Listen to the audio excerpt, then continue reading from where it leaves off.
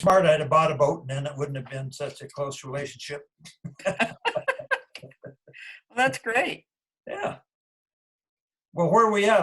I just took a shower, and of course, Ann, the housekeeper, said, well, we got to repaint the house, mow the yard, and get the dust bunnies. You're on Zoom, and they can see all that crap in the back room. And I said, well, I don't worry about that. I'm not that kind of person. So, Well, everybody just kind of got on, joined on. We haven't done any. I'm communicating with Mary, yeah, good. and she says she doesn't have an email from me, so I'm going to send it again if I can. Oh, but just tell her what the meeting ID is, Mark. Just tell her what the number is. How do I do that? Click on email. That's where the number is. Yeah, I can look it up here. Is it 8206?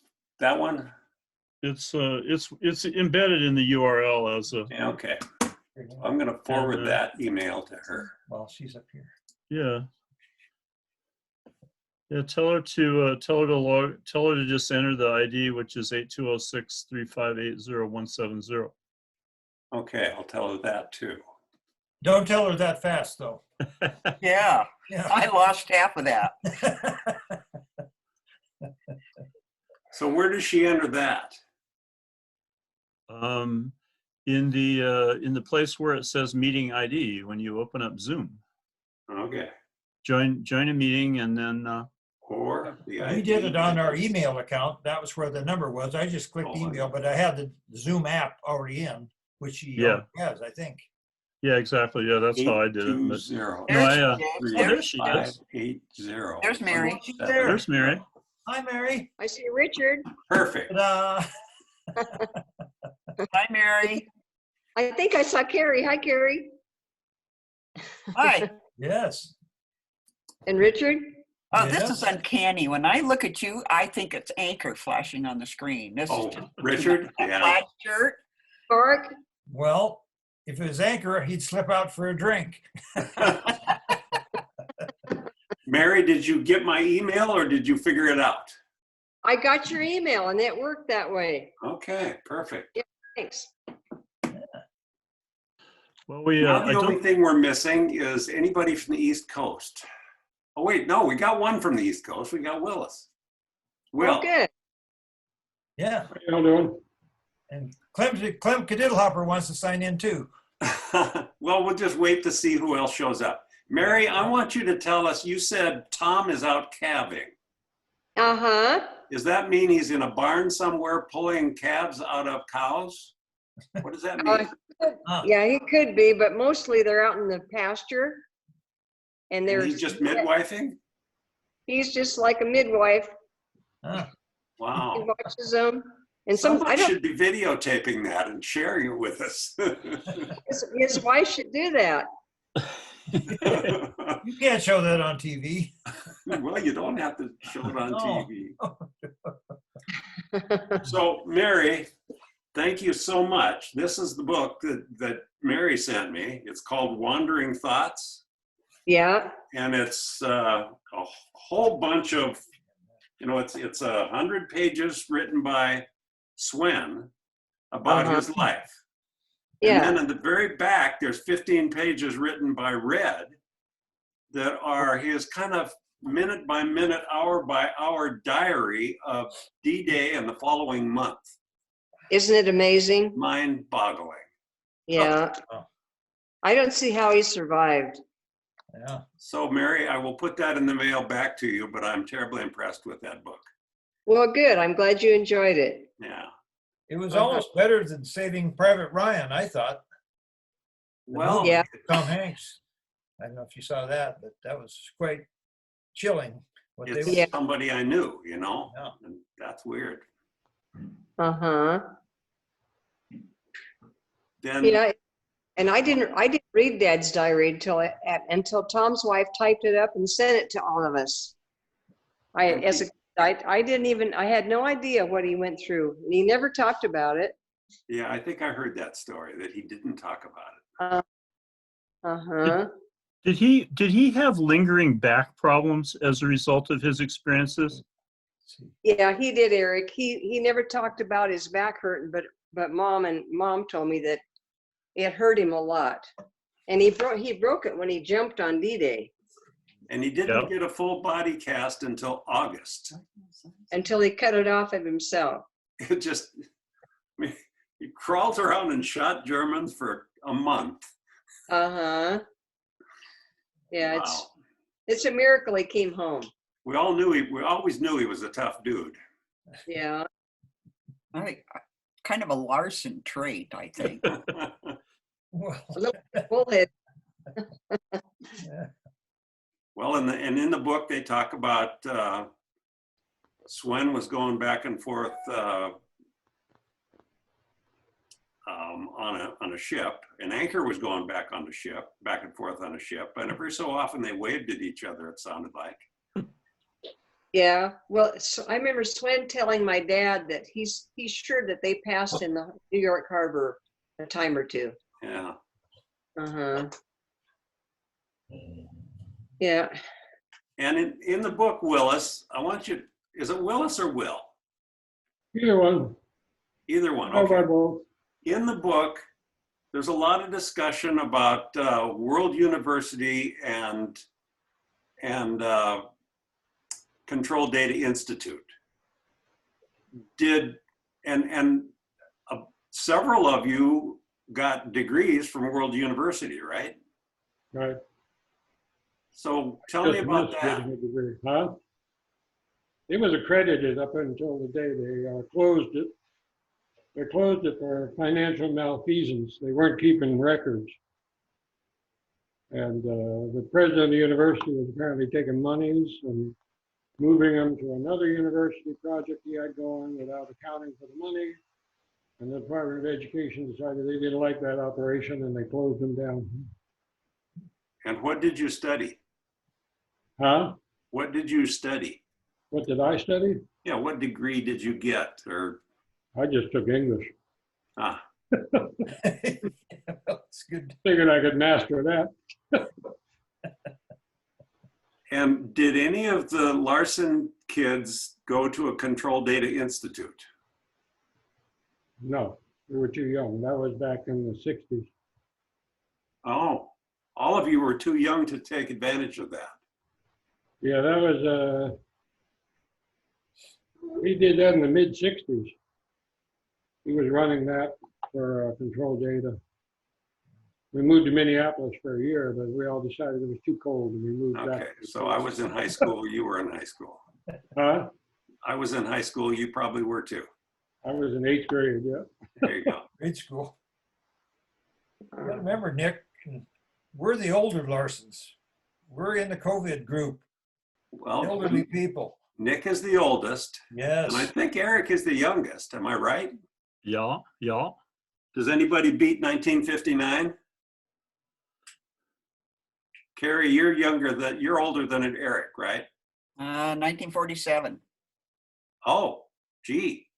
Yeah, I'm old. It Very wouldn't good. surprise me if Candy were slightly younger than me. Andy Zanto. Yeah. Yeah. Mary, you and I are about the same age, aren't we? You and Tom are the same age. I was born in 46, same year as Mark. Oh, You're the same age as Tom.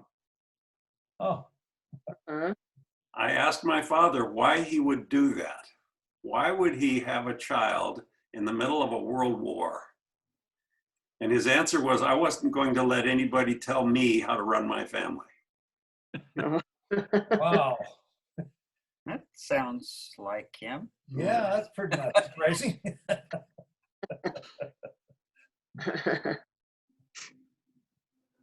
Where's Nick?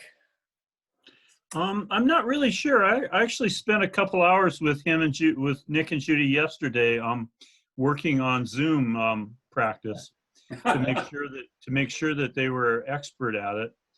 But it was kind of a rough session, so maybe he got so fed up with it that he didn't log in.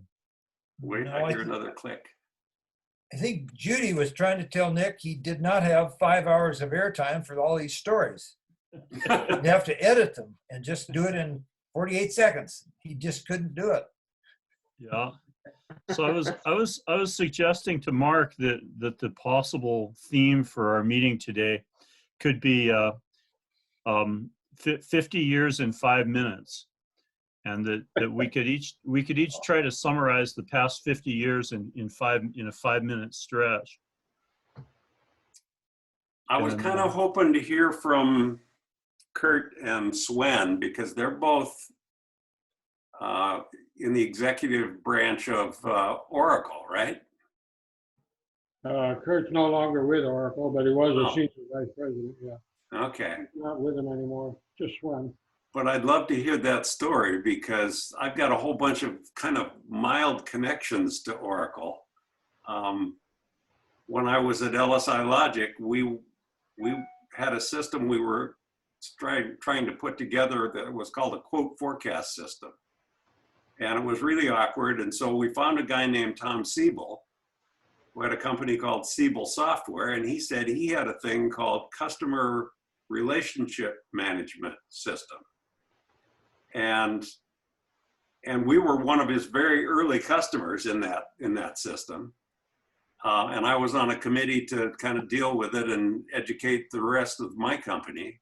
And then eventually that went kind of weak and we transferred the whole thing to SAP, and Oracle bought Siebel Software.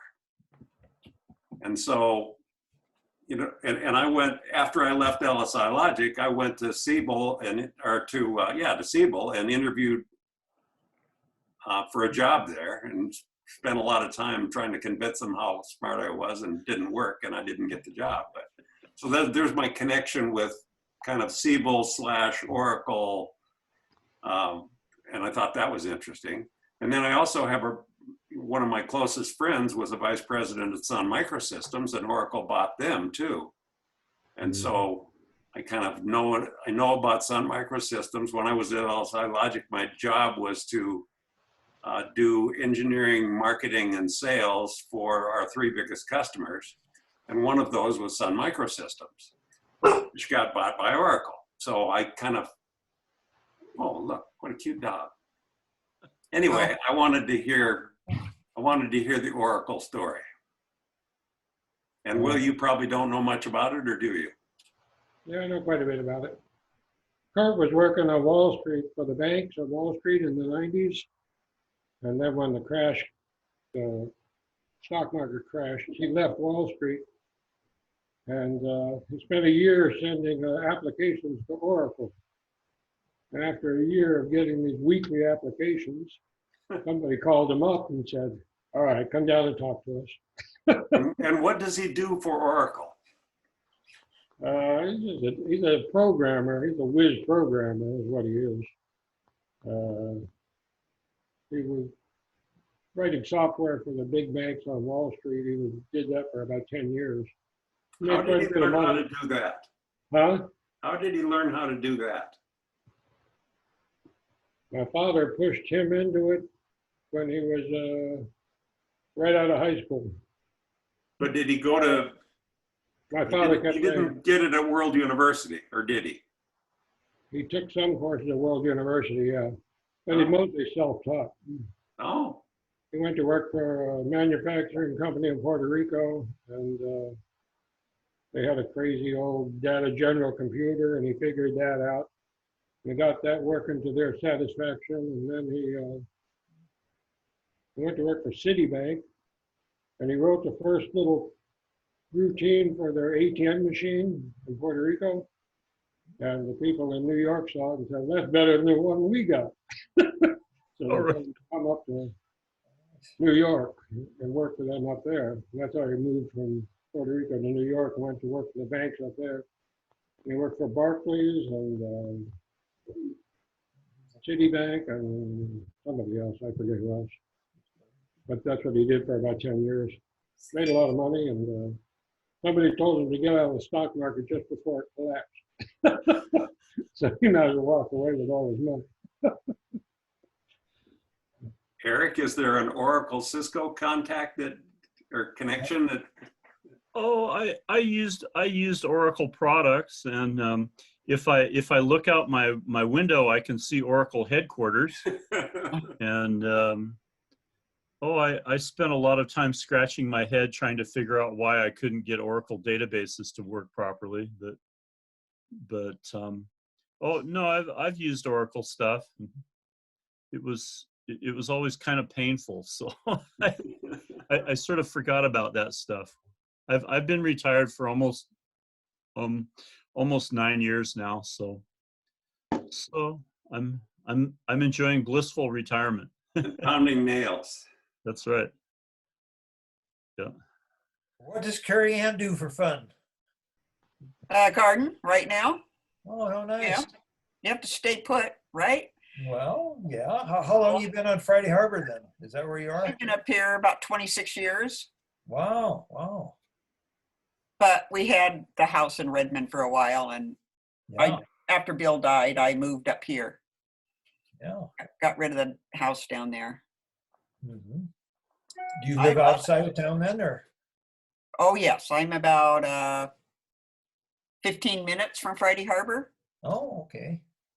Oh, Tell me again where Friday Harbor is? San Juan Island. San Juan Islands. north of Seattle. It's one of the most delightful and scenic places in the entire world. It is. It's pretty amazing. Yeah. It's a great place to be dealing with the virus, I guess. You know. Yeah, because you're isolated. Yeah. Well, yeah. Whether I want to be or not, I am. But Uh-huh. me and the dog, Yeah. What do you have in your garden, Carrie? huh? What do you have in your garden? Oh, quite a bit. Uh-huh. Yeah. I made the mistake of putting the tomatoes out too early, and they're all kind of choking on me. Oh, yeah. Got a little cold at night. Uh-huh. But now I've it's got- beautiful. I have some started, but it's too cold to put them out yet. Yeah, I've started all over again. They're in the shed. Uh-huh. Yeah, it's been fun. It's been fun being up here. Pretty soon I'll get the boat ready and put it in, and crabbing What will open. What have you got for a boat? 18-foot inflatable. Yeah. Just an easy go crabbing and go clamming, and it's fun. Yeah. Huh. Well, you have two sons. Are they in the Northwest or where are they located? One is, the youngest is working for Microsoft in Redmond. Oh, And the other one, the oldest one, he's my free spirit. He has his own business, yacht detail artist down in Florida. Works on big yachts. yeah. Well, that's, Yeah, he's doing very well. he's been doing that a long time, hasn't he? Or, He has, seriously, the last few years. Yeah. yeah. Well, he would deliver boats too, like if somebody needed a big boat moved, he would do that type of thing. Right. He went and got his captain's license, a 200-ton, Yeah, and he was able to run boats. But he got tired of not being home. He wanted a home base yeah. and a girlfriend. Pretty hard when you're on the water all the time, right? Hopefully in the same city, huh? Yeah, right. Yeah. Yeah, no, he loves it. So he's here in the summer Oh, and then in Florida during the winter, because that's where you can work. sure. Mm-hmm. Well, it's, everybody always asks me, did I enjoy sailing my boat or was I more building oriented? And I haven't decided yet, but I think I was so tired after 12 years of sanding and all the discomfort and the dust and the bugs and the real estate in my neighborhood went down because it was dirty and smelly. And I moved as soon as that boat was done because people said, we're not allowing another boat builder in this neighborhood. All you did was stink up the place. And it's kind of true. They have all kinds of regulations. You can't, the volatile solvents and the smell, that's Oh, yeah. all closed in. You can't do any open molding. And It's all changed nowadays. You Yeah. can't do that. we just use 5-gallon buckets and paint rollers. And we just went at it. Was it still floating? It was when I sold it. And then I never looked back. All right. The happiest day is buying the boat, and the happiest day is when you get rid of it, right? Oh, well, my wife is over in the corner, but I'll have to share another inside story. When I was down at the boat and I finally had a buyer, and I was just cleaning up the boat, taking all my stuff off the boat, and I was kind of snippy. And she said, "You really didn't want to sell this boat, did you?" And I thought, if you bring this up again, you will be subject to a savage beating, because it's very painful for me to walk away from this. Even if some guy says, "I'll give you $5 for that piece of junk," I'd have said, "Well, it ain't for sale, or it's something I spent a lot of time on, and I'm very attached to it." But I got over it, and we had an RV, and that wasn't as fun as a boat. And we did I Oh, was all- sort of yeah. expecting that sailboat to come down to San Francisco Bay sometime, and it never did. well, you got to get it back. It takes time. That's what tacking is for. Well, sometimes the wind doesn't like the way your boat tacks. It's hard to get up the coast. It's much easier to go south than to Of go course. north. Yeah. That's when you need a motor. Yeah. Well, he had one of those. Yeah. But it wasn't very fast. So now you do the land yacht thing? You've got a motor home? No, I had a motorhome, but I was traveling with 2 grandkids, and it was really built for 2 or 3 people, and there was 5 of us. So you get out of bed and step on somebody's face laying down in the aisle, and they kept spilling stuff or tearing my stuff up. And I'm kind of like Kleiss that way. I don't like people messing with my stuff. Yeah, well, If we just did the 2 of us, Ann and I'd planned to retire and go to all the national parks and just travel for 2 or 3 months. But a lot of it, all the driving, and it was hard to maneuver in the city, and it was, I don't know, it wasn't as fun as being on a boat, I guess. is the no, way I would it's say it. not. Yeah. We rid in one once just to see what it was like. Yeah. That was the last. We never looked back. Yeah. That's I right. was done with it. Yeah. But it's kind of nice to have your own place to sleep and Yeah. You eat better too. right. And you have your own food. Yeah. But the bathrooms are very crowded. I could sit down on the head, but I couldn't get up. Just So, Mark, what's this Yeah. background that you have going for you? Well, That's this is what a picture out of the book. So, did you blow it up and wallpaper your wall? It Or turns what? out you could do that with Zoom. You can put pictures in the background behind you. I could put anything back there. Oh, I could put the Hawaiian Islands. well, that's kind of cool. Yeah, I thought it was kind of. And this car is a Willis Knight from I think I remember 1913. Oh, And this other thing over here is a threshing machine that Grandpa is on. That's him. right. Okay. Huh. Oh, that's kind of cool. I didn't know you could do that. Yeah. Uh-huh. Yeah, I've only done Zoom with my doctor, so I have not done this for just fun or When you open the Zoom app, when you're not on a call like this, there's a place where you can there's a settings thing. You can go to settings, and one of the settings is display, and one of the displays lets you put your pictures in. so you can pick any photo. Yeah. You could trip people up with where you're at. Oh yeah, for sure. Richard Richard is should do that. you Yeah. think Richard in his room? He's on his sailboat. Yeah. Help, help. Yeah. Well, I for this raisin lady.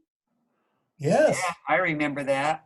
I Well, I- googled that, and they did not confirm that. And I tried desperately to confirm that story. Oh yeah. Well, Grandma used to bring us little boxes of those raisins, and she would say to us kids, "Now this is your cousin on the picture of the box."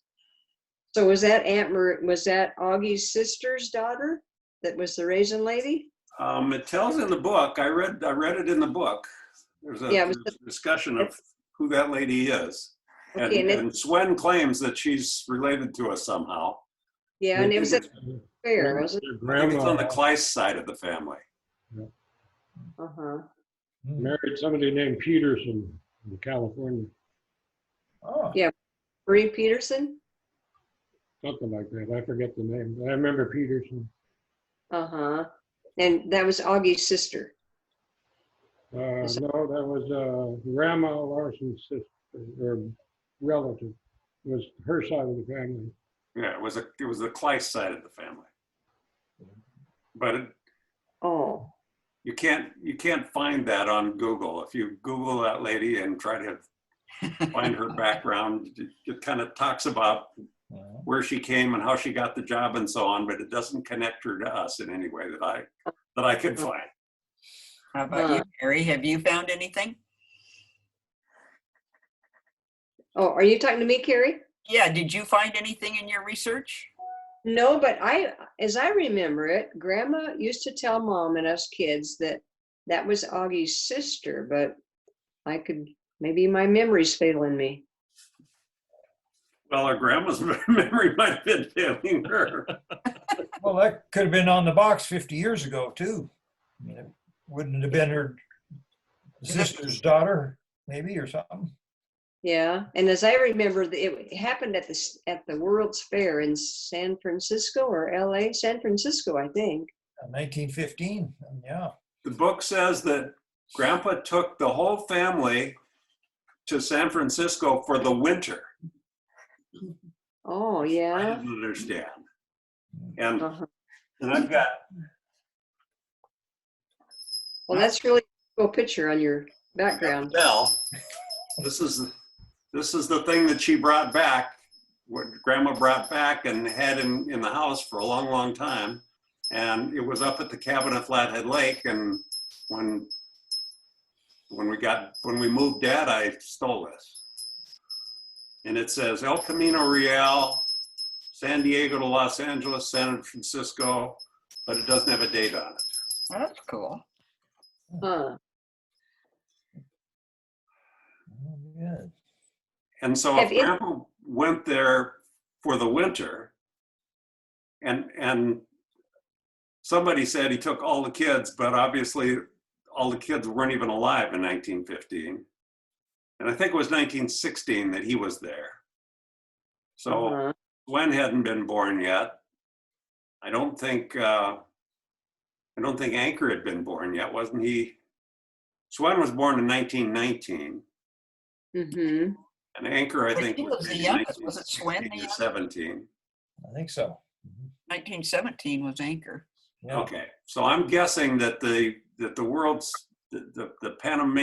Panama San Francisco exhibition family involved Red and Kleiss and maybe Marie, but probably not even Marie. Don't know. I have a picture that was given to me by Aunt Marie.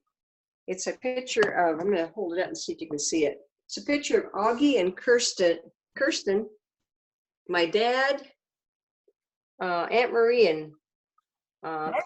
recognize that picture. Have you ever seen it? Yes. Yes. Yeah. Okay. Aunt Marie gave it to me, and Aunt Marie is the baby. Mm-hmm. Mm-hmm.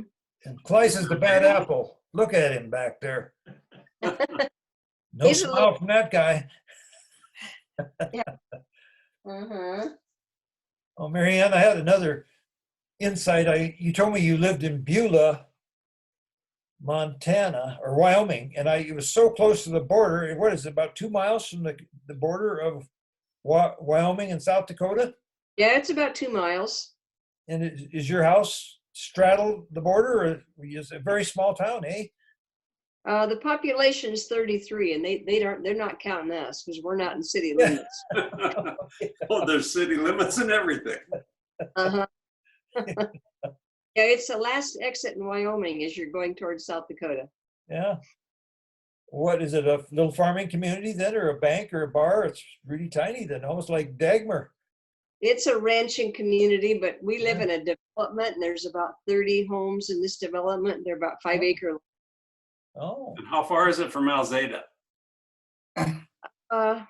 If the crow flew, it would be, I don't know, maybe 40 miles or so. Yeah, it's To close. get there, you have to either go through Hewlett or Belle Fourche. So it'd be about 80 or 90 probably. hmm. Well, you just drive as the crow flies in that part of the country, don't you? If we had an airplane, Yeah. good. Was your new So, husband a native of that part of the world, or What's that? say your new husband, is he a member of the Beulah Chamber of Commerce, or is he? No, he grew up in Ephrata, Washington. Oh, that's right. You told me that that's where you met him, but that's where he grew up too, then, huh? Yeah. Oh, oh, nice. And we lived 2 miles apart in Soap Lake and didn't know it for, I don't know, 10 years or so. Jeez.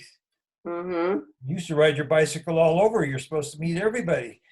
well, Oh, nice. I bet you're thinking right now, Mary, that that living in kind of a less congested, lower population density part of the United States is sounded like a better idea all the time, right?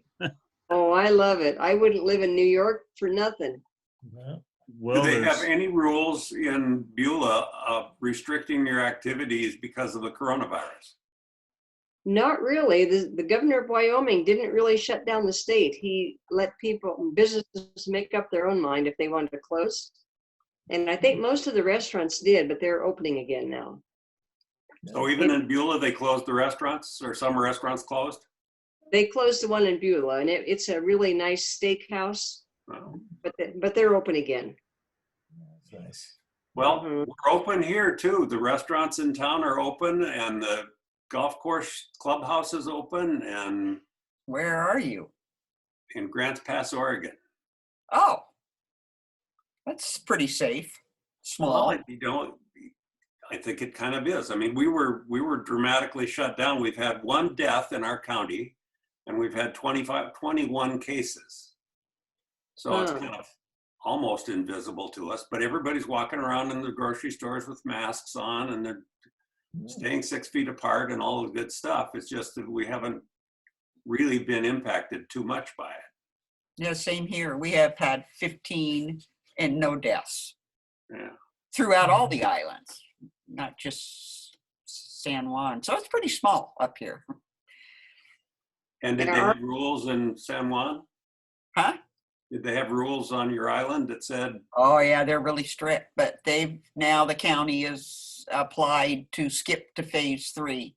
Hmm. And we're just waiting for the okay. We met all the criterias for it. okay. That'd be interesting, you know. Is the ferry Well, still the runs from Anacortes, right, up to Friday Harbor? or Ferry just one from trip a day, Anacortes, right, Yeah. right. So that'll That probably means pick up pretty soon then. all the tourists will show up. Yeah. Yeah. Then we'll be in trouble, right? Yeah. well, Have you guys heard of a book called The Red Corner? No. Oh, no. The Red Corner. The title is The Red Corner. I learned about it from cousin Bruce. And in the Red Corner book, Augie Larsen, it talks about him when he was in the legislature. And I've read it from cover to cover. It's been a while. But the Red sheriff, Corner? The Red Corner, and I found it on the Montana Historical Society website. The sheriff and the editor of the local newspaper were both communists. And our grandpa Augie was fighting communism way back in the 20s. That's pretty well discussed in this book. Well, or this book or the other one. I'm not sure which, but I was watching a movie on Netflix last night called Traitor, Traitor. And it's about kind of Dagmar antelope only in Iowa. But it's farmers and the Pitchfork Rebellion and all of the battles that the farmers had with the banks and all that kind of stuff. And in one of these two books, I read that Grandpa refused to participate in the Pitchfork Rebellion because he thought that he had legitimately made bad decisions and lost the farm for a good reason. Huh. And a lot of other people apparently said, no, we're going to go to the auction and we're going to make sure that nobody bids on our farm and we're going to buy it for a penny. So And Grandpa didn't play that game. Uh-huh. No. Admired Grandpa Augie for not, let's see, when the hard times hit and the banks took all the farms, the banker wanted Augie to keep on farming, and he said, no, I don't want to be in debt. So he Yeah. started selling shoes and clothing. That's Started pretty, selling shoes. uh-huh, Yeah. Good stories. yeah. Yeah, Bruce Higginson sent Richard a copy of that book too, and I read it, and it was very interesting because that was almost in the national news. There were so many communists in Northeast Montana, and I don't know why they happened to end up there necessarily, but they just got kind of a stronghold going, and they took over the politics. Yeah. Every time I think about borrowing some money, I think of Augie and Christine going bankrupt 4 or 5 times, and it wasn't because they didn't work hard enough. It was just a bad business model. So I always pay cash for things. I don't like to take on debt. I always finance the boat. The wife says, why don't we buy some food this month? And I says, why don't we buy a pile of plywood and some polyester resin and do some laminating? So the children got kind of thin, but that's how I did it. I launched the boat and didn't have any debt. And I've never liked to have people, come and say, we're going to take your house. You only have 2 payments. Gee, kid, you almost made it. Bankers are not bad people, but they do like to keep their hooks into you. Mm-hmm. It's typical today, and nobody puts a gun to your head to borrow money, but they make it very easy to sit down and sign up for stuff. Yeah. Yeah, we came from good blood. Well, it's good to be ornery. Uh-huh.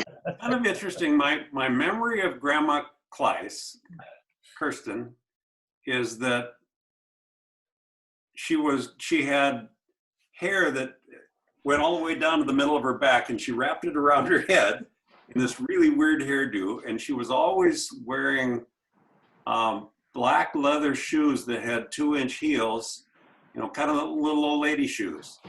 And if you do the arithmetic, I was born in 46 and she was born in 81. So she was something like 65 years old when I was born. And so she was old my whole life. But I haven't seen any pictures of the 20-year-old Kirsten Kleiss. It's hard to come by. Huh? That's kind of hard to come by. That's 1840.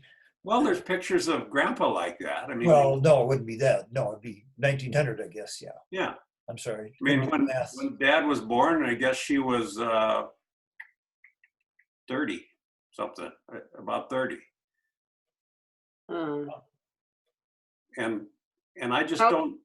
I just haven't seen I haven't seen pictures. I've seen pictures of Grandpa as a 20-something-year-old guy going to Helena as to be a legislator. Yeah. But I haven't seen pictures of Grandma at the same time.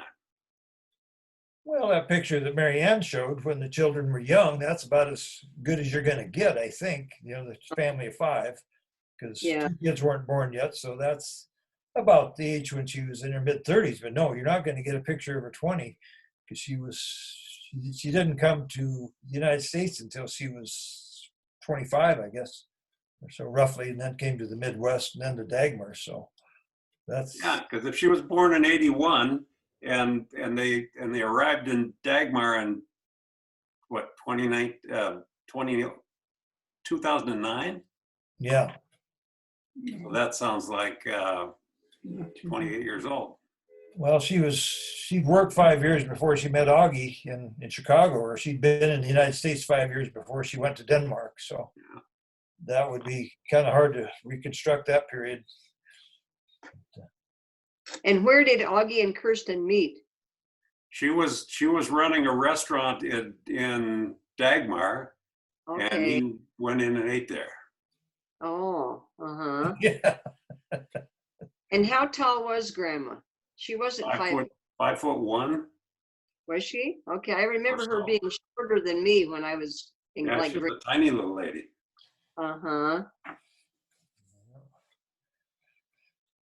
I just can't picture the young grandma. Uh-huh. All the kids were 6-footers. That's kind of hard on mom. Yeah.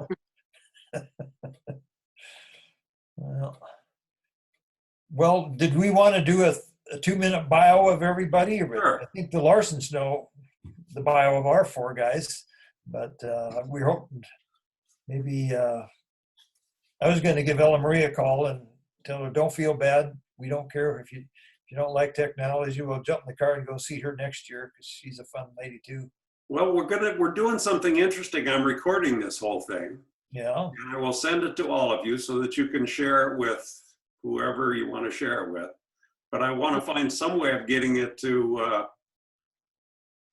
Benny and Ella Marie. And I was hoping we would find Candy, but Oh, Candy is on a picnic with her grandchildren today. today, okay. And, He's and, picnicking and Tom is calving. and Bill is building fence. I believe it. Well, the sheep are getting out. I think that's a good idea. Uh-huh. You Well, can stop building fence for no. Sure, Rich, you start. You're the oldest. Well, Yeah, I'm just talking to myself. I took some notes because I named my little bio "A Simple Life." It's a form of Danish humor, I guess, but I'm 76 years old, been married 51 years to Ann.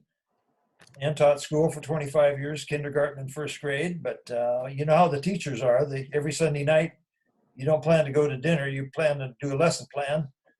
And then I worked as a hospital pharmacist, which meant I worked every other weekend. So I was never off half those weekends. So it was very hard for people to get together with me socially when I was younger. And I worked night shift at the Providence Hospital in downtown Seattle as a pharmacist for 37 years. And they said, why did you work so long in one place? And I said, well, I don't like to interview. And my file was reasonably good. They couldn't fire me. But, you know, I bumped heads with a few people, but nothing too serious. So I'd say I was kind of an optimistic guy, fun-loving, reasonably hardworking. I have 2 children. Christy, who's age 50, she lives 5 minutes from us in Seattle here. And she works as a radiologic tech in a hospital. Not the one I worked in, but it's about a mile or 2 apart, very close. And then I have a son, Andy, who's 48 years old, and he had a degree in construction management from the U of W. So he started out as a project manager and worked for 5 or 6 companies and worked his way up. And then he eventually had about 20 years experience managing construction. But project manager doesn't work in the field. He works kind of in the office to keep the project going and time his money into construction. So he had to do a lot of the paperwork and work with subs, you know, the subs that were on the job. But the supervisor is a guy that works actually on the job site. But it was a very good job. And he eventually said, I want to get into business for myself. So he moved down to Bend, Oregon, where Andy lives now. And he has his own company.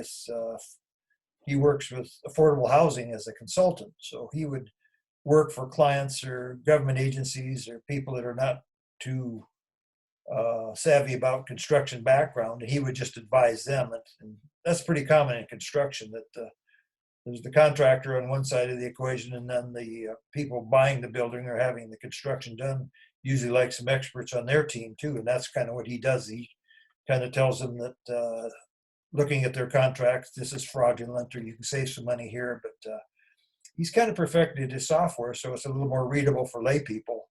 So he said he's been in the business about 5 years and got 3 employees, and he still works out of Bend, but does most of his business in California. So let's see.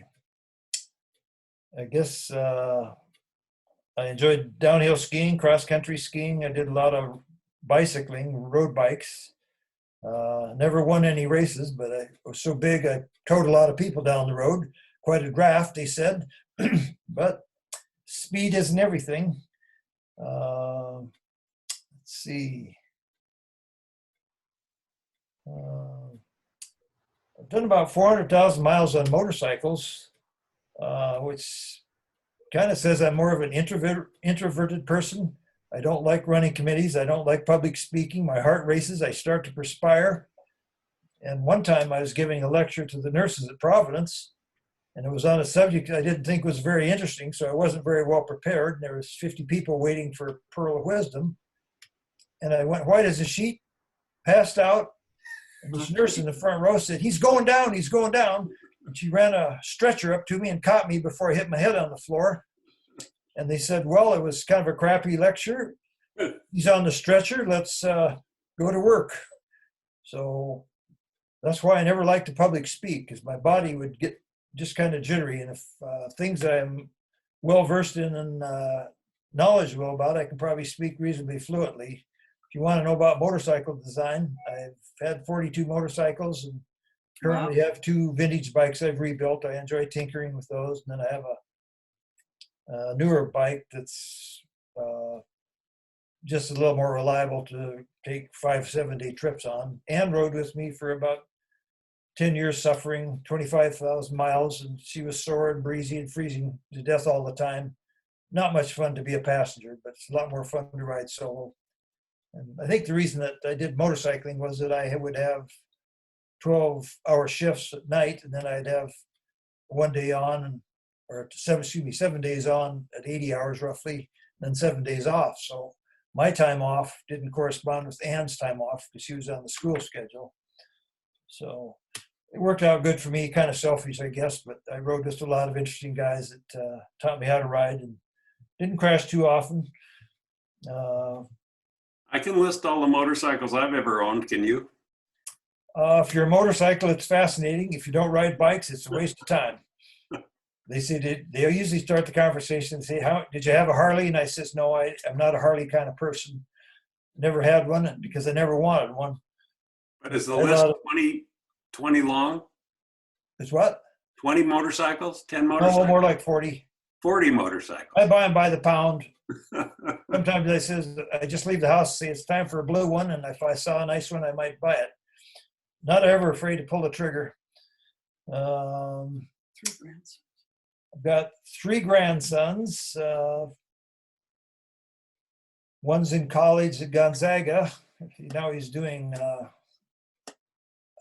he was in crew because he's 6'7", almost. Very good at crew. They want him tall and light, but he lost about the last 2 months of his year due to the COVID thing, so he was online. So that was kind of hard for college kids to be online because you have a schedule at home, but it's hard to structure your day when you don't have to go to class. But he got through it and did well academically this year. And so he's 19, and his younger brother Carter is 17. The older boy is Brennan. Carter is 17, a junior in high school, and not sure what he wants to do. Brennan might go into something computer related. Should we let him keep talking? He's exceeded his 2 minutes. It was 5 minutes. 5 minutes for 50 years. That's the theme, right? I don't go to reunions. I like to look forward instead of backwards. I graduated on Sunday in Montana in 1966. Monday, I unpacked the car. Tuesday, I interviewed, and Wednesday, I had a full-time job. So jobs are a little easier to come by back in the Larsen 60s. reunion. Yeah. I usually buy used cars, used houses, used motorcycles. I don't like to buy anything new. I'd rather buy something that needs a little fixing and save a bundle. Some people say I'm cheap, but when I see a good value, I'm on it. End of the Simple Life discussion. Thank Good you. job.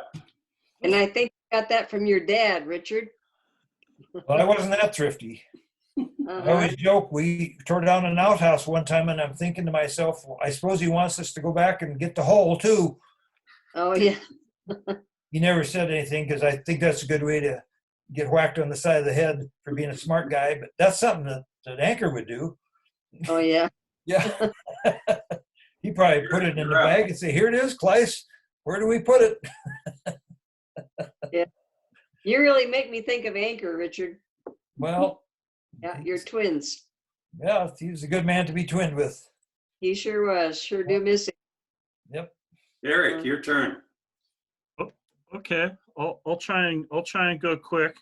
Hit the I'm timing. starting my Stop my timer system now here. But yeah, no, I went to Montana State. Managed to get 2 engineering degrees, one in double E and one in computer science, and kind of very fun to arrive at Montana State and have somebody that remembered that Mark was there too. And oh yeah, Mark Larsen, I remember him. He was the skier, right? And I said, yeah, I love to ski too. And the professor started to his face kind of fell, because he thought, oh, another ski bum is coming along here. But no, I worked in high tech for almost 30 years, through the boom years of Silicon Valley, which was really exciting. If you like to see businesses explode and prosperity kind of run wild, I would say that the Silicon Valley boom years were very exciting. I guess Mark was there too, right? But so yeah, I was mostly engineer doing the technical stuff. My expertise was in microprocessor systems and then disk drives. Then I did some work in relational database, and then I was primarily concerned with networking. And I was one of the very first Java programmers, for those of you that like programming and details like that. I was worked on some of the very first products to make commercial use of Java coding. So I think Oracle I now retired about in 2011, and I got kind of bored when I was retired, so I went back to school to get credentials as an aircraft mechanic, and just to learn more about airplanes. And while I was in mechanic school, I accumulated enough flying hours that I could, and enough aircraft credentials that I could apply for a job as an airline pilot. And I was very shocked when I came along at age 58. They said, "Yep, you're hired. Report for training in Salt Lake City." And I was just completely euphoric. I thought, man, I'm going to fly jets. I'm going to wear a shiny uniform. It's going to be the coolest thing ever. And my faithful girlfriend was giving me a ride to the airport, and she said, "Well, when are you coming back?" I said, "Well, I don't know. I haven't really thought about that. It'll be several months, and after that, I'm not sure where I'll be assigned, but it's going to be exciting and fun, and you're really going to love it." And she's kind of going, "Well, I'm just not really sure this is such a good deal." And so I called her up about a month later and said, "Guess what, honey? I've been awarded Detroit. I'm assigned to be a pilot in Detroit, Michigan." And she's kind of going, "Well, how does that fit with the fact that you live in California?" I go, "Well, no, I'm going to be flying jets out of Detroit, honey. Don't you understand? We're going to be flying jets." And she's kind of going, I'm just not sure this is really fitting in so well with the whole marital girlfriend, boyfriend type plan. So, well, anyway, I kind of failed in my attempts to become an airline pilot. The training was just too tough. So I'm back on the beach. I'm back to being retired. And I do a lot of construction work as a volunteer. And I'm also doing some engineering now to try and leverage what I know about design and engineering and drafting to make buildings for homeless people. So it's kind of funny that Andy Larsen and Eric Larsen are kind of in the same business of construction engineering. But so that's about all. That's about my 5 minutes. I enjoy retired life. I fly around in my little airplane every chance I get, which is several days a week. And I hang around the house and drink a lot of beer in the afternoon. That's about it. Pet your kitty. Yeah, and pet my cats. Good job. 4 minutes and 11 seconds. Next. Do you want me to go? Sure. Sure. Graduated before Eric did at Montana State and overlapped a little bit with Mary. Graduated in electrical engineering and right in the middle of the Vietnam War, so I had to have a job with a company that had the word defense in it. And I took a job with Sylvania Electronic Defense Systems West in Santa Cruz, California. And did that for 2 years until they went under, and I moved across the hill to a company called Fairchild Semiconductor in a marketing job. Did that for 7 years, and then went to under great duress, went to a little company called Intel. And they said they were going to be really wonderful. And I said, yeah, but you don't have many products. They didn't. But 2 years later, while I was there, they invented a thing called a microprocessor. Oh, I remember. And they said that was going to be a really great thing.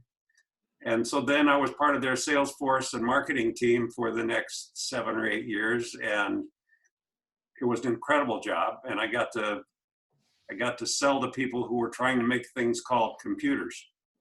And that was really neat. And then a company came along and interviewed me called LSI Logic, and they were making custom integrated circuits. You could just make anything you wanted. You could make a microprocessor, you could make a thing that you put into a car, you could make anything out of it. And nobody knew how to use that, so we had to get trained on how to simulate and synthesize integrated circuits, and that was really neat. And then I did that for 15 years and left them and did some sales training classes for a couple of years. I've got 3 children. We had trouble having children, and so we adopted the first 2. Brian came from Korea, married a wonderful lady from Vietnam, and they had trouble having children, but ended up with one. I got 1 grandchild out of the deal. Ethan is just a wonderful, so I've got only 1 grandchild out of all of this work, but Ethan is wonderful.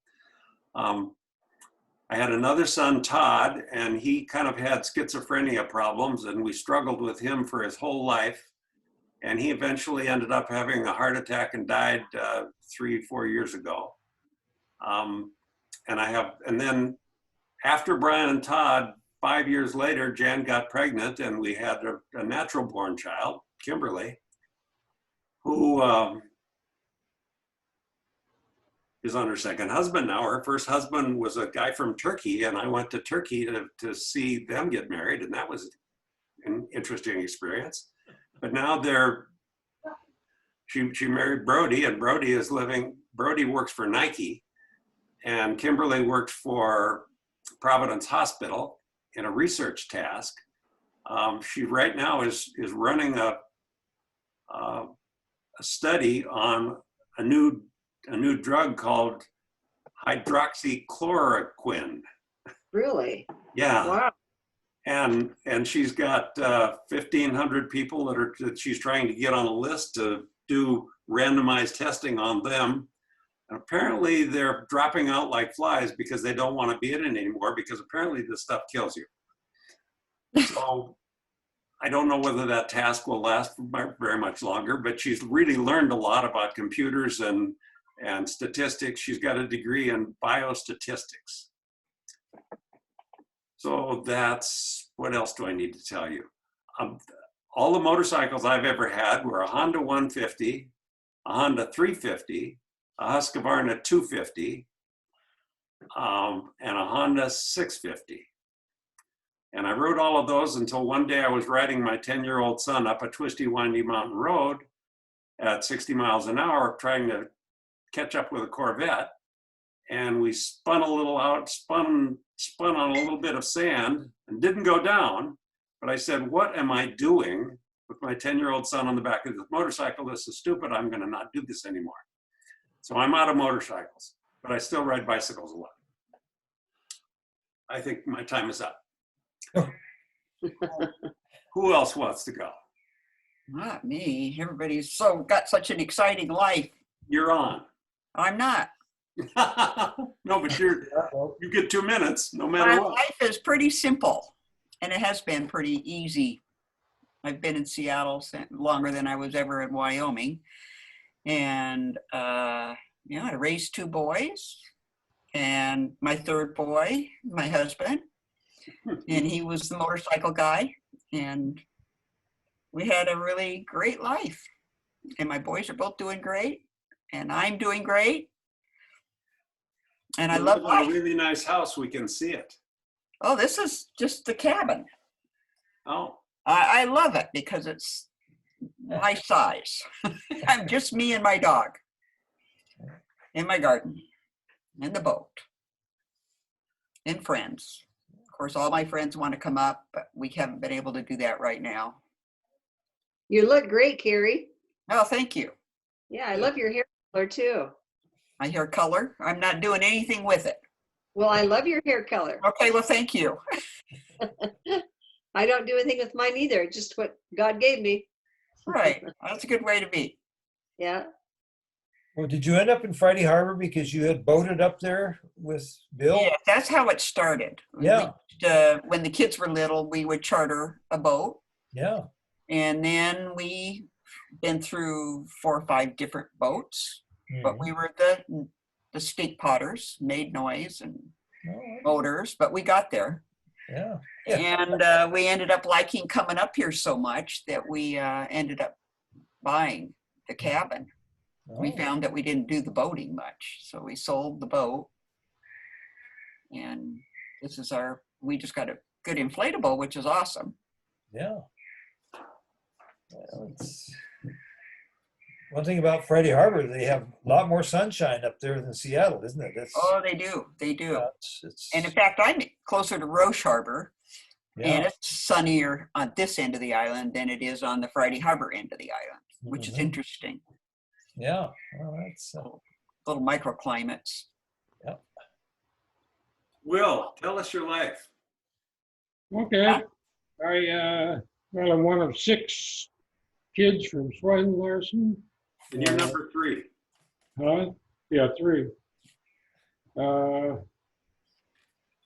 up was a blast. We all had a lot of fun together.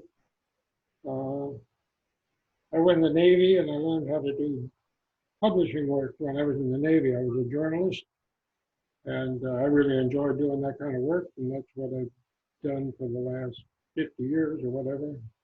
Publishing work, I've done books and magazines, and You published this.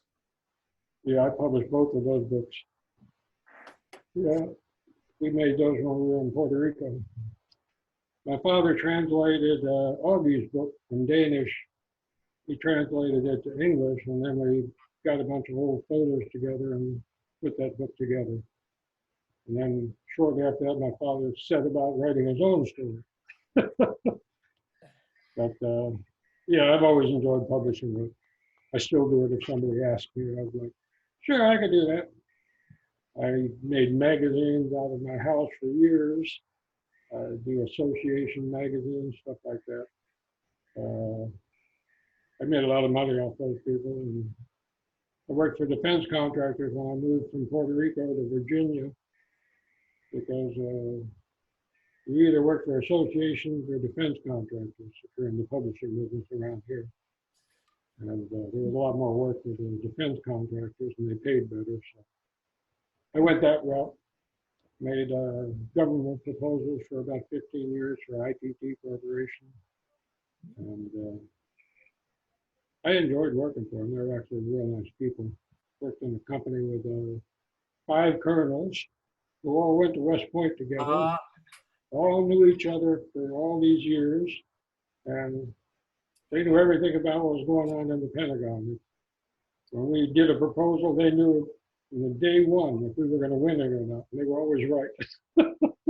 so that whole game is pretty fixed. I retired from them in 2008. So my wife, let's see, my lovely little Puerto Rican wife. Hello. Hi, Oh, everybody. Hi. Hi. you shouldn't hide that one. Yes, we met in Puerto Rico back in the 80s. We have 2 children together. They're both doing very well. My son works for a research company that does, I guess he's real good with databases, similar to his uncles. And he figures out databases for a research company that works for the banks and Wall Street firms. And he's doing pretty well. He's going to have a grandchild here in about 2 or 3 weeks. Whoa. Yeah. Grandpa. We'll have our first grandchild. We had a Zoom conference last weekend with both opening the presents. It was the baby shower. And my wife and I couldn't figure out how to get the speaker working. And we were talking, but they could hear us, and we didn't know they could hear us. Oh, We were talking over the baby shower for the first 15 minutes. Yeah, we're very popular. We had no audio, so we didn't know, we couldn't hear anything, always just yakking back and forth. Anyway. Another Tell one, us about Hurricane Hugo. huh? Tell us about Hurricane Hugo. Oh, gosh. Hugo, that was a disaster. My son was born a few weeks after that. 1 week. 1 week, was it? Yeah, and it wasn't, And it was not ideal. a hospital with no electricity, no running water, and a bunch of pissed off nurses. Yeah, they were doing double and triple shifts, so they were not very happy. And I'm like, "This is my first baby, leave me alone." It was pretty bad. The toilets didn't flush, nothing worked. And how long did it take you to recover? Not from the baby, from the hurricane. Puerto Rico, we got 3 weeks with no water and about 4 weeks with no electricity. Ouch. Wow.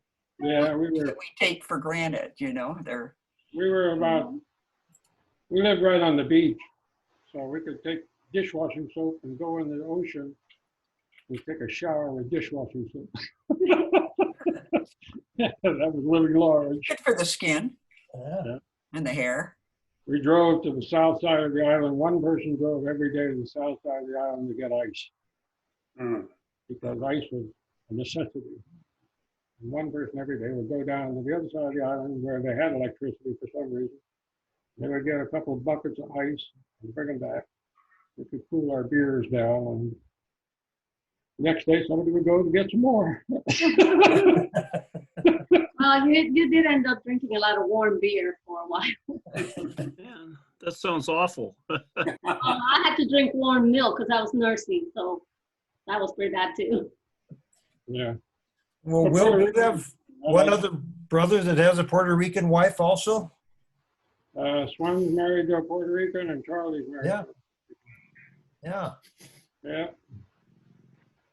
Well, you spent a lot of time in Puerto Rico. I mean, 10 years, 20 years, how long? 15 years 15 years. Oh. working in publishing. Wow. I had my own business for the last 5 years because it was a small little community of Americans. So everybody in the publishing business knew everybody else, and I had worked with all of them. And at the end of it, I was just taking all their clients. Because everybody was, Where are you now? Are you still down there? no, we moved in '93. We moved back to Virginia. Oh, I live in Oh. Fredericksburg, Virginia, like right between DC and Richmond, about Mhm. halfway. It's a small town, but it's nice. Okay. I like it here. I like the Four Seasons. yes. The pollen's pretty bad. That's the worst of it. Okay. Are you totally locked down, coronavirus? Pretty much. They haven't started opening restaurants here or anything yet. Yeah. There's a northern Virginia where it's real populated. They have a lot of problems. Where I am, it's not so bad, but I assume it'll get bad. The pandemic in 1918, Yeah. it died down in the summer, but in the following fall, it came back with a vengeance. Yeah. And that might be the same scenario we're about to go through. I don't know. Seems like it. How Right. about the pandemic during Woodstock, which is like 66, 67? Anybody remember that one? No. 100,000 people of Americans died during that. And that was just a little blip on the radar Mhm. because we had Vietnam. There were so many other things going on that it was Yeah. It was not a even. different time of my life. I didn't care then. Yeah, right, right. Eric, are you married? No. I've been with the same girlfriend for like 27 years now, so it's about Oh, the same thing. You might as well be, yeah. My youngest son is the same way. He and his girlfriend have been together for 12 years. Yeah, no, I don't have any kids, so you can see my little fur baby over here, right? I see that. It looks like he loves you. Oh yeah. My cats get the very best of everything. They get imported fish, dried fish from Japan. A lot of cats get fed in the morning and the evening, but our cats get lunch and sometimes second breakfast.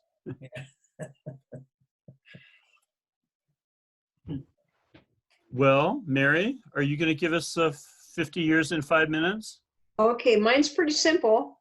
The simple life that I've had. I went to MSU from 65 through 67, part of it. I met my ex-husband in Bozeman and married him, went to Washington, Moses Lake. He was a farmer. I was a farm wife. We raised 2 sons, Charles and Scott, and Charles still lives out there. Scott lives near Kalispell, Montana. We divorced in 91. I think you met him, Cari. I did. You met my nightmare. And he was an unpleasant person.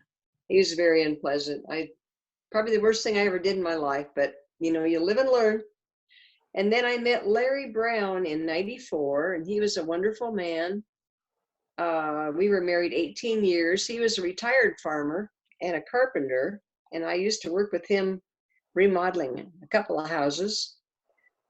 He passed away with lung cancer in 2013, and I was single 3 years, and then I met Mark Hamilton. And Mark grew up in Ephrata, Washington, and I lived at Soap Lake, but he was an immigration officer and traveled all over Utah, California, North Dakota. And he and I lived like 2 miles apart from each other in Soap Lake, and we didn't know each other at that time. But back in about 07, Larry and I sold a camp trailer. We put an ad in the paper to sell this camp trailer. And Mark and his buddy came to our house and bought it from us. That's when I first met Mark. And I hadn't thought of him or seen him since from 07 till I met him in 2016. We both joined Match.com, and we met there and realized that we had met in 07. And so Mark and I were married, and we moved back here to South Dakota to take care of my mother. Mom was 97 then. And so we lived with her for almost a year. And she passed away in November of 18. So then Mark and I built a house over by Beulah, Wyoming, which is where we are now. We've got 5 acres, and we're just starting to landscape the yard. I hope I'm not getting too old to take care of a yard, but I love gardening like Cari does. We're getting a chain link fence put around the garden area because we have deer here, and the deer love to munch on the plants. So that's pretty much what I'm doing now is gardening and being a wife and retired. We're just 12 miles from Spearfish, which is a great little shopping town for groceries and lumber yard and whatever we need. It's on the way to Sturgis too, in case I decide to ride to your house. It is. We can see I-90 from our house. Stay a couple of weeks with my drunken riding buddies. It'll be wonderful. You still ride a motorcycle? Yeah, I got 3 of them. Wow. Good for Oh. you. Yeah, I don't ride near as fast as I used to, but it's traffic is really light now, so it's kind of a nice time to drive around in the city, which is much safer with less traffic. So Oh, I bet. I like to go cross country. That's I wish we could have gotten Benny here because he could share the story with Nick and Mark and Benny about how we put Richard's eye out. Oh, No. That wasn't To very ride a funny. motorcycle with only one eye, I do not understand. well, It works. Well, I had in Washington, he lived to be 96, I think. He had his eye put out when he was just a young man, I think a teenager, and he flew an airplane like you do, Eric. He was a Marine. He fought in the war. When he got out, he had an airplane. He was a construction guy, and he could see probably more than us with Blue eyes.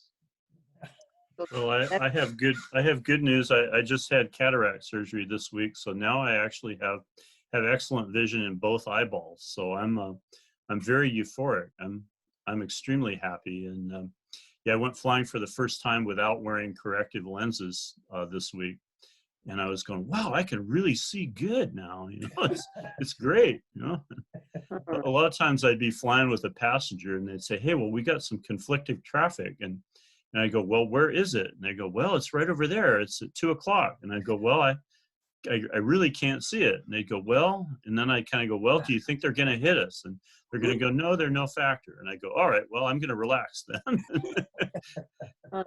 It's always important to pick very young passengers who have young, youthful eyeballs. And if they start to gasp, then that's a clue that you're doing something a little off the track. But no, I'm very excited with having good vision now, and I'm taking the eye drops every day, but it's looking good. So They look good. well, thank you. What are the glasses for? Oh, near vision. Oh, okay. In case you want to read.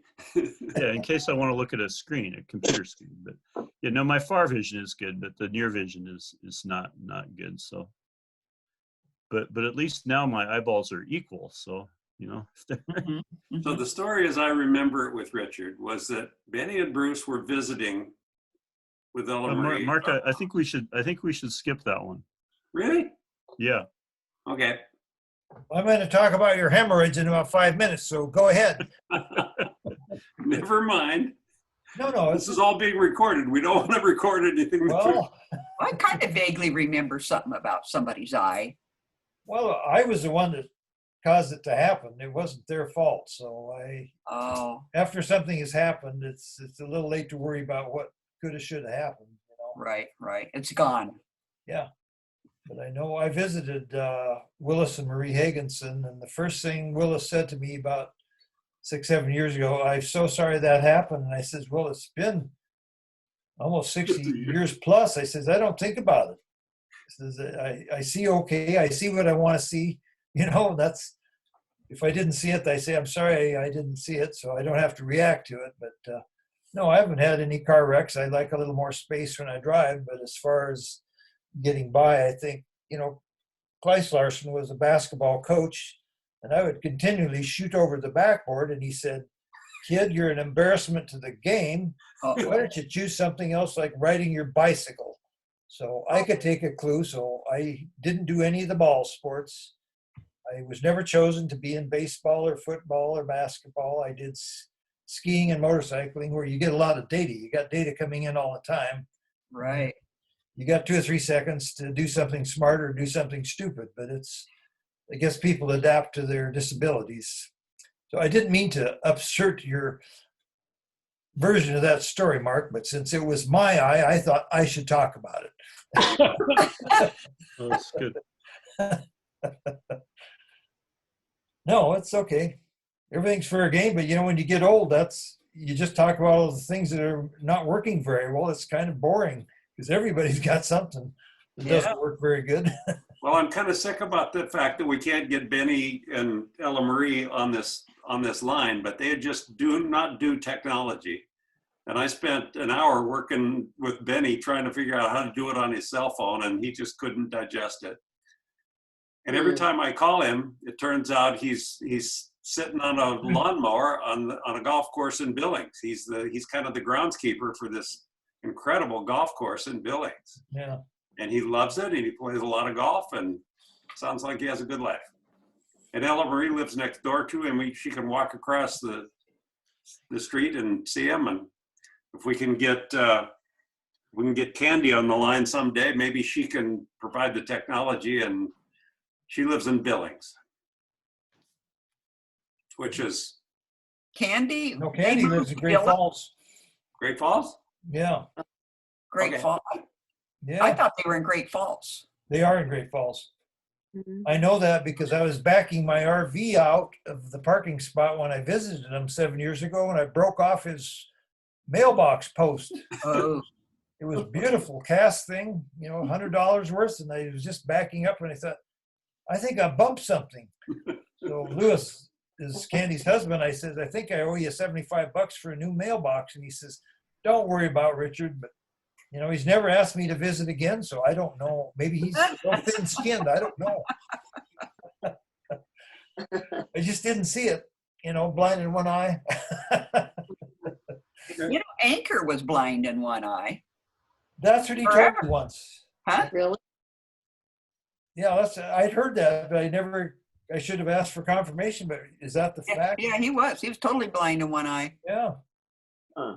Well, You'd How never did he get into the Navy? I don't know. They thought he cut his 2 fingers off on purpose to stay out of it. well, he did, didn't he? Yeah, they accused him of it. And they made Yeah. him go anyway with a wrapped hand. Yeah. Weird. How did he lose his eye? Did you know? It was called a lazy eye. And back in those days, they didn't do anything about it. Well, they just, And then yeah. slowly it just, so you could look at him, his eye was always off, you know, the one eye. We'd been good drinking buddies. We could kind of navigate. sure. He'd take the left and I'd take the right, and we'd be just fine. Yeah, you were perfect. It didn't stop him from doing anything. He could, Yeah. Yeah, he did. He was amazing guy. Yeah. Well, I thought that was interesting too, that all the Larsens like to ski, which is pretty common, I guess, but Anchor skied till he was quite elderly and Clyde skied till he was 75. And I ski about 6 times a year downhill, and my knees aren't very good for cross country, but I want to get back into it because I really enjoy being outside in the wintertime. But yeah, that'd be fun. yeah, did you and Bill Oh, ever I ski, love or- to ski, but I Oh. quit. I don't like being cold. I don't like putting all those clothes on, and I don't like going anymore. Well, that's, yeah. You don't like the cold, you can't ski? I want to go. I went to Florida for a month this winter. Yeah, good for you. I'd rather do that than ski. Yeah. When I moved to Oregon, I gave up skiing because I didn't think they had any good skiing within 100 miles of me. Huh. And so for 20 years, I didn't do any skiing. And then some guy that I sing with said, let's go skiing. And nobody had asked me to go skiing in a long time. And I said, sure, let's do it. And we went up to Mount Ashland, which is only 19 miles away. And it's fairly steep and fairly short. And we skied for a couple hours and we were having a good time. And then I don't know what happened because I woke up going down the hill in a toboggan. And Oh, wow. clavicle. And I think I'm going to give up skiing. I don't have a good enough balance anymore. Yeah, Good enough for bicycles, but not good enough for skis. I don't know. it's all about desire. You know, if you really want it, you could probably do it. Now that we're old, we can do whatever we want, right? That's right. Well, I don't know if it's a desire is a good thing. Sex is desirable, but it's not working in my house. What's desirable? We don't have to talk about that either. I'm abstaining. Equipment failure. Well, you and I both went through that cancer thing that might have slowed it down. Yeah, that's just a memory. Yeah. Well, you're still alive. That's the main thing. Yeah, I think so. It's you got to pick your priorities, you know. But Richard, you had cancer? I had prostate cancer that was caught early. I had a motorcycling buddy that a very dear friend. We rode about 30 years together. He never had his PSA level, the prostate specific antigen, which they just test for a blood test, and that'll give you some idea if you have a potential cancer problem. But they opened him up and closed him up and says, you're done. So he died at age 52. Whoa. He told me, he says, you better have that PSA level taken every year when you get about 60. So I was in a research study, and I went for 10 years and always knew what my level was, and it started going up a little bit. Below 2.0 is good, but if it gets up to 4 or 5, you better get a doctor and do a little bit of aggressive follow-up on it. So Right. I had the radioactive seed implant, or it's called brachytherapy. Yeah, that's supposed to be very successful. Yeah, it was not unpleasant at all, and the doctor felt it was the best outcome for me, and each person has different options depending on your diagnosis. But Mhm. it's I was not the engineer in the family, but I told my engineering brothers that when you get old, you can talk to Dr. Larsen in Seattle, and he can advise you. And I learned a lot by working in the hospital. It's just an interesting environment. You hear things, and Sure. there's a lot of data. So I'd worked 3 years in retail and decided the hospital was a more fun place to work. But gives you a good overview. I'm a kind of a generalist, not a specialist, but pharmacy background is a little bit of everything. But one last little story. Kleiss went on record, my father went on record, he says, "Why did Richard become a pharmacist?" And he says, "Because he loved chemistry." And I said, "I never said that." It almost killed me. I had 18 quarters of college chemistry, and if I got a D in a chemistry class, I think, hot damn, I could go to the next one. And I almost flunked out of school.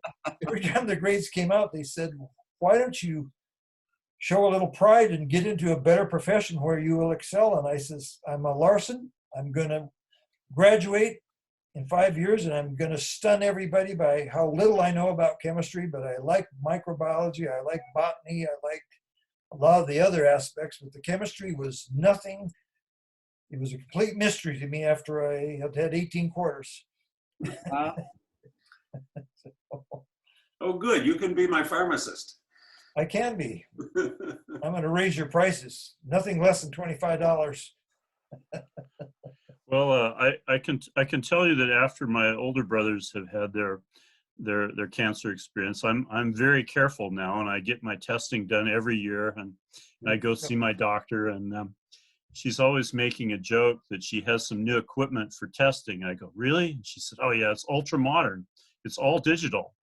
And Oh, I don't know if you get, that's a sicko. It's right there at the hemorrhoid joke. Boo. rectum practically killed him. No. Anyway, so Well, some if of it's the genetic, hospital you humor keep probably watching. is less humorous, but I laugh. But it's what killed Dad, and Rich had it, and I had it. So Eric, you watch for it. Oh, I am very Oh. careful. I do truly get double exam every year. So Yeah. I went in last week for my every 6-month physical on that, and my PSA is 0.001 or something like that. It's below Good. a tenth of a one. That's Wow. almost like you can have another 6 months to breathe, right? I'm good. Wow. And Mark, did you do the implant too? No, I just had 44 sessions of radiation therapy. Oh, okay. Yeah, And- I have friends that have had that. Well, They're I okay. talked to my brother and got all the advice he had. And then I went up to Oregon Health Sciences University and talked to a bunch of people there. And then I went to Providence and Medford and talked to a bunch of people there. And everybody gives you different advice. And finally, I found a guy here in Grants Pass who said, "What you need to do is go through these 44 sessions of radiation therapy, and then you'll be fine." And he was right. Uh-huh, good. Well, you assume that all doctors agree, but it depends on what their specialty is. If they're surgeons that are used to removing prostates, they're probably pretty good at it. But the technology changes over the years, and radiation has turned out to be pretty good if you get it staged right. But each doctor will not recommend something he doesn't do. He'd say, "I'm really good at what I do. Trust me." And instead of getting a convergent opinion, everything just goes 10 different directions.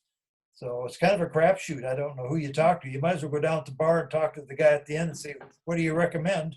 And he could probably give you just about as good of advice, because it's the roll of the dice kind of, but the treatment is pretty good if you catch it early. So we've got 6 of us on this. Should we do this again, or are we done with it? Oh, we don't want, I'd like to get some more cousins here. Do you think, Will, do you think you get any of your brothers? I mean, we had Charles on last time, and we got you this time. Can we get Kurt and Will and Swen and Tad? Your guess is as good as mine. Well, I'll keep sending them emails, but do you want to How try about maybe a month from now. Sure. Sure, that sounds good. I mean, Yeah. I enjoy this conversation, and you people are really interesting. And I'll send Mary. I'll send you your book back. Okay, no hurry. Well, my next door neighbor, I told him the story about Red's diary, and he said, I want to read that. So I'm going to let him Sure. read it too. But Sure. that's just an amazing 15 pages of that book. Yeah. Yeah, it is a miracle. Well, I got to bring up a touchy subject because that's what I always do, and it drives my daughter crazy. I'll meet somebody and I say, "You're not Abraham Lincoln," and the guy says, "What are you talking about? I never said I was." Well, I says, "Well, that's how I usually start the conversation. Then we go from there." But I wondered if, since all of Augie and Christine's 4 boys all did military service, and it was just the fact that Kleist was the oldest, that he wasn't really as eligible for military service. But since the other 3 boys served in some pretty dangerous situations, and they put in their time, and I think Kleist would never talk about that because I don't think he was embarrassed about it. He just was who he was. But I wondered if the other 3 brothers had a little feeling that maybe he was a little bit of a draft dodger, or that he should have paid his dues like the rest, because you don't always come home from those war experiences. No. And, My father's experience was running a poker game, going back and forth across the North Atlantic. They were escorting supply ships, taking Oh. stuff to England. Yeah, in his book, he talks a lot about poker. Huh?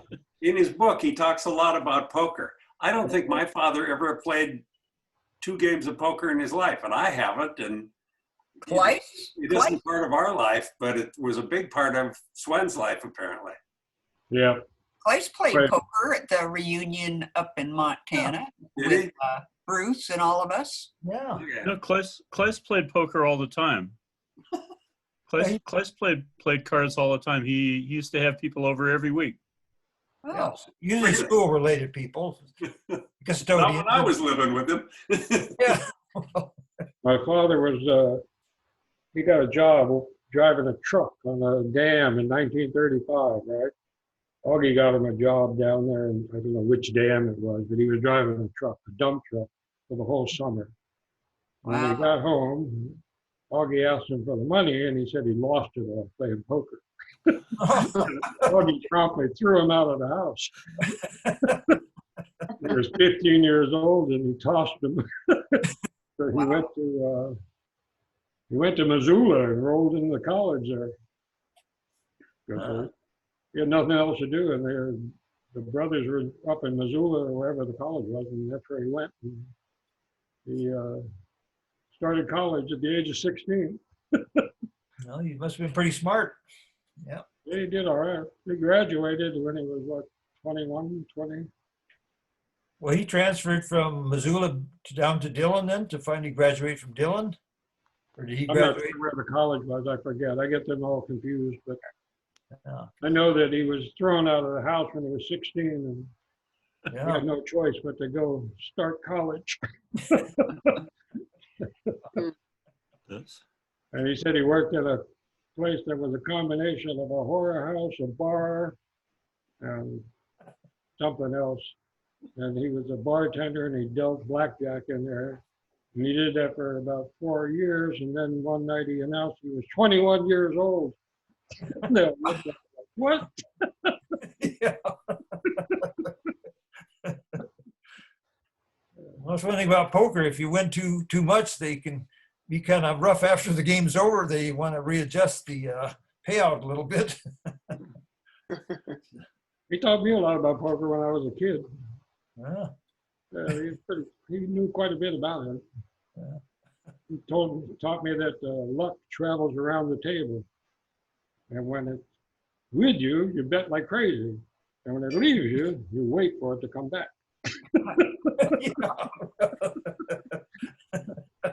And I played a lot of poker in my life, and I found that to be true. Yeah.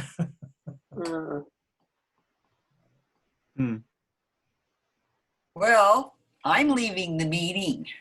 Okay, I think it's Gonna do time to this do that. again? Huh? I'll call another one a month from now, and I will send you all a copy of this recording, which you can delete Fun. if you're so Oh, inclined. that- If you want to really listen to yourself, right? Yeah. No. But I think some people might want to share it with other brothers. I don't know. Nick might want to look at it. I don't How know. about, we got to get Benny and Ella Marie on here. Yeah, somehow. They need to Maybe- find a 10-year-old that they could walk to their computer and, I mean, Well, there's gotta Mary, be you people talked, within walking distance that can do a Zoom call for Benny. Mary, you talked to Candy, right? Uh-huh, yeah. Well, get her on the stick to have her teach Ella Marie how to do that. Yeah, Oh, I we don't could, think that's going to happen. I wonder if we could, I wonder, Mark, when you send this to us, if we could download it and put it on a flash drive or a CD and send it to Benny and Ella Marie? Yes, you can. Uh-huh. I think my hubby can figure that out. He's more tech savvy than I am. Yeah, Okay. we'll do that. Yeah, thanks for all your organizing, Mark. This has been great. Yeah. Well, It's nice fun. to see Cari Ann. We thought you were hiding out up there, and you're alive and well and doing fine. Yeah. Good for you. Yeah, just me. Well, it's Kids safe. Y'all have a nice evening. Okay. Yep, see you later, Will. okay. Fun to- Nice to see you all. Pushing the end Bye. meeting button. All right, see y'all later. Okay.